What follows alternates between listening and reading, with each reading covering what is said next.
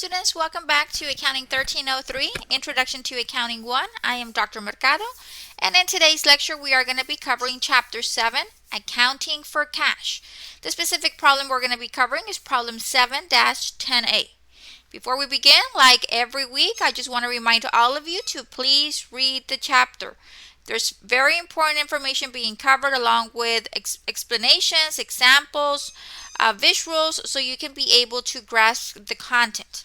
Okay, now this specific problem deals with petty cash. Okay, so we're going to be covering or touching up on this particular lecture about the petty cash fund. Okay, so the petty cash fund is basically just an account or money that is kept in a box for any emergency need of the business. Okay, so per the textbook, it says a petty cash fund is to pay for small items with cash. So sometimes we have emergency need of cash. Okay, and in order for us to get cash, well, we don't have access to the bank account immediately. We keep the petty cash in our businesses so we can be able to pay for those things that come up unexpectedly. Such things could be maybe needing to go buy postage, maybe pump gasoline into a vehicle, a company vehicle. Maybe someone comes into your office and wants a sponsorship or a donation, or a child comes in selling chocolates and you want to buy some chocolates, or the owner of the business needs some money for personal use. Whatever the case might be, we have some money in a box set aside for those emergency needs. Okay? Now, the dollar amount that you put into your box depends on the type of business, how much money you anticipate needing. That is based on each business's specific needs. Okay. Now, I've worked for different companies and I've been in charge of the petty cash before. And the businesses that I used to work for, which were mainly maquiladoras, we would have petty cash funds in between $500 to $1,000. Okay, because we would use them quite a bit. Okay. Obviously, nowadays with applications such as Cash App or Zelle, transferring money has become a lot easier. But I think having an actual petty cash account just makes it very simple to have access to that money that we need, and it just makes it very easy to document and have someone responsible for the money in that box. Okay, so we're going to be going over the establishment of the petty cash fund. Now, this journal entry is only done when we open or we set up the petty cash account. This is only done once. Okay, so when we set up our petty cash account, we're going to go ahead and we're going to debit the petty cash account, which is also a cash account. And we're going to go ahead and we're going to credit the cash. This is a primary banking cash account that we use in our business to pay our bills. So we are opening up a brand new cash account that we're going to label it petty cash. And we're taking the money from our primary cash account to fund the petty cash account. Okay, so that is the entry that needs to happen when we establish our petty cash fund.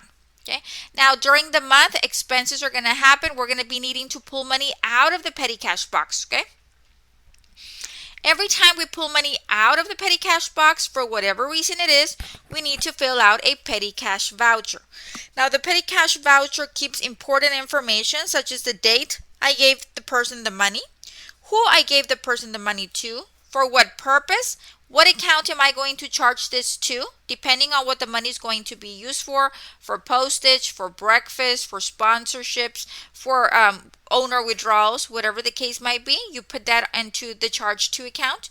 And then the person that receives the money signs, and the person that is giving out the money, usually the person responsible for the petty cash account, signs it as well. That way we have a record. I am the person responsible for the petty cash box, and I gave the money to James because James was going to go pay for a client luncheon. Okay, James is going to bring me back a receipt. Okay, when he goes out to eat, he's going to bring me out a receipt. That way I can keep track, okay, of the money and have documentation that this is what the money was used for. Okay, documentation is always very important. Okay, so during the month we're going to gather all of these vouchers. Okay, at the end of the month we're going to prepare a petty cash payment record. On that record we're going to keep track and we're going to summarize the activity for the month. Okay, where do we use the money? Okay, for what purpose? So we can be able to replenish the petty cash account. Okay, now this is just a record, an accounting record. This is not a journal. This is just a record that will be used for the journalization of the necessary entries. Okay, so this is an example of the petty cash payment record.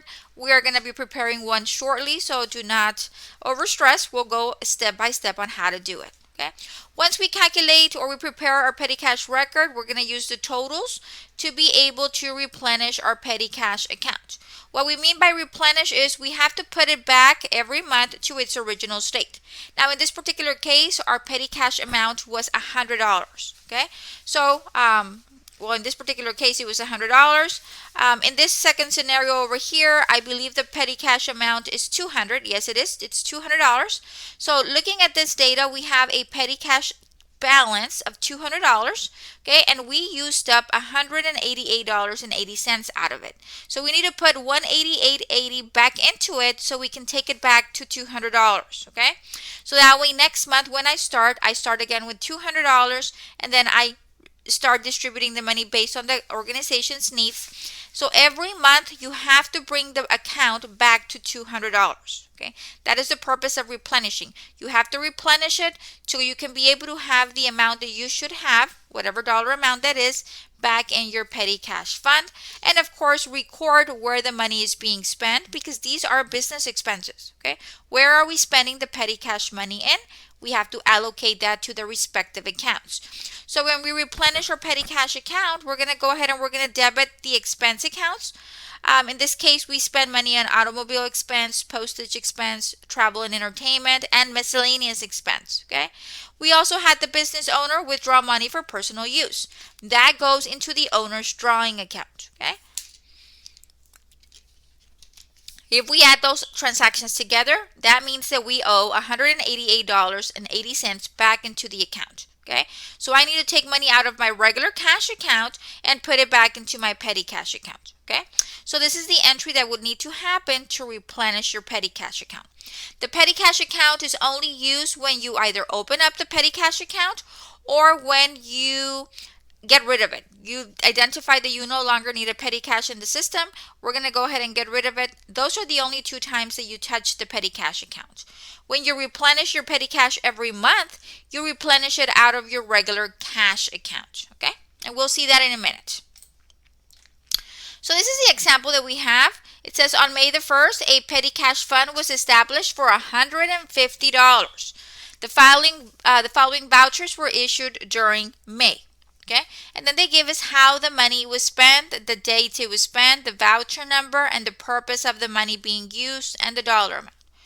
We have to prepare, number one, a journal entry to establish the petty cash fund. So let's do one entry at a time.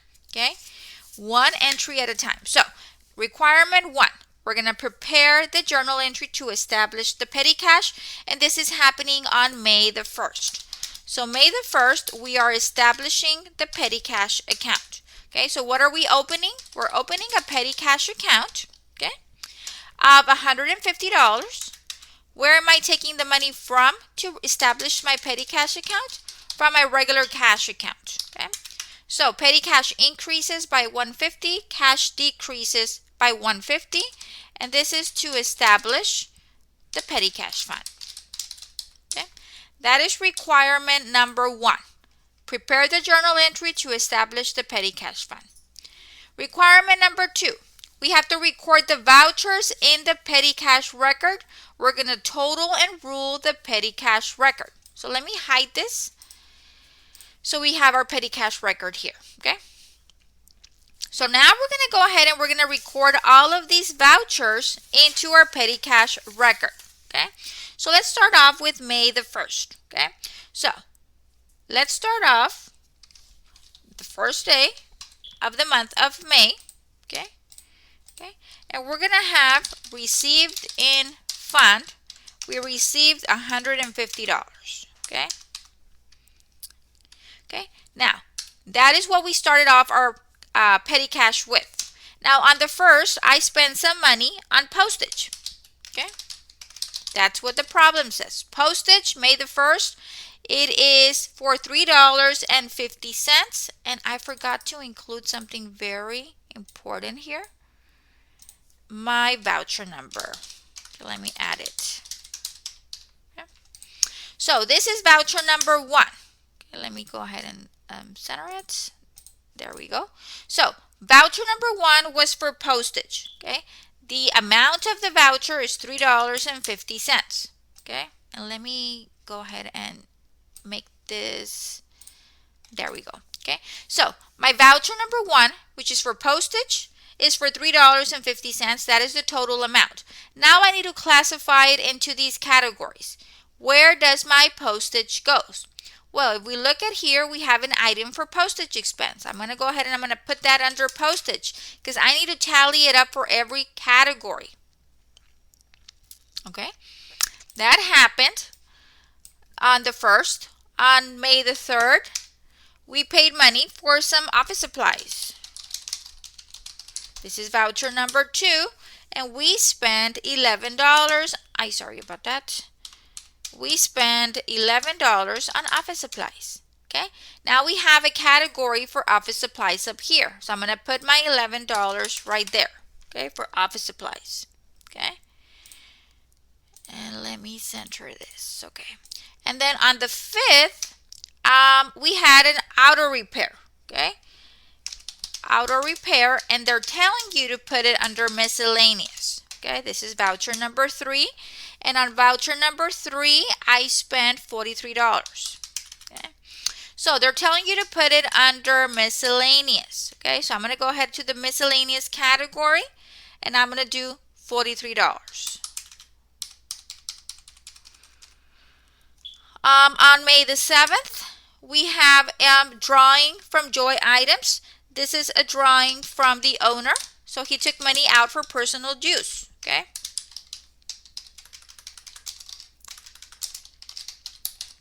This is voucher number 4, and he took out $25.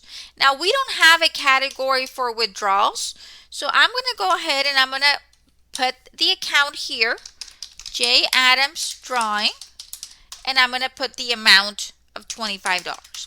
So if the category up here does not apply to your specific item, if it does not belong to office supplies, postage, charitable contributions, phone expense, travel and entertainment, or miscellaneous expense for this specific business, then you have to identify the account and the amount that you're using elsewhere in that last section. Okay, you put the account number here that does not apply to any of these and the dollar amount. Okay. On the 11th, we have a donation.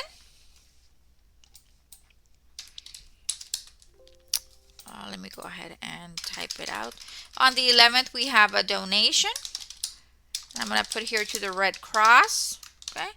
And this is voucher number, donation number 5. Okay. And the donation is for $10. Okay. Now, where do we put donations? Well, donations fall under charitable contributions. So let's put that under donations right there. Okay. That happened on the 11th. So all you're basically doing is copy the information from your vouchers over to your record, your petty cash record. Okay. On the 15th, we have some travel expenses. This is voucher number 6.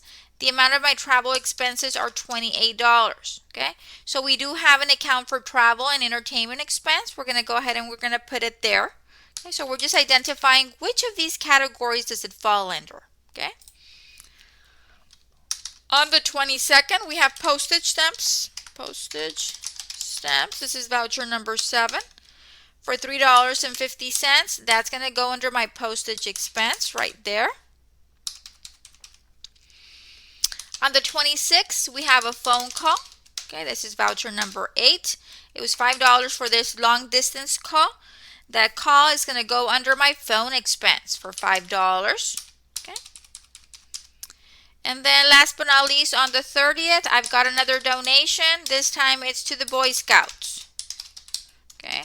This is voucher number 9, and the amount of the donation is $20 for the Boy Scouts. Donations go into your charitable contributions. Okay. So these are the 9 vouchers that we were given out during the month. This is the money that was distributed, and these are the reasons why it was distributed. These are the accounts that we're going to hit with those amounts. Okay. So now we've got that data. I'm going to go ahead and I'm going to tally up my totals. Okay. So I'm going to do my totals. Because I am using Excel, it's very easy. I just highlight the amounts.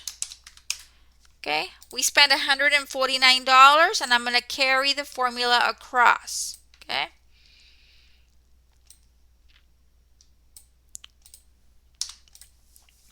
So these are my totals by category. Okay. So you spend $11 in office supplies, $7 in postage, $30 in charitable contributions, $5 in phone expense, $28 in travel and entertainment, $43 in miscellaneous, and $25 in the owner's withdrawal. Okay. Now that means that we have $1 remaining. Okay. So my balance will be $1. Okay. Let me go ahead and when the balance is $1, the replenishment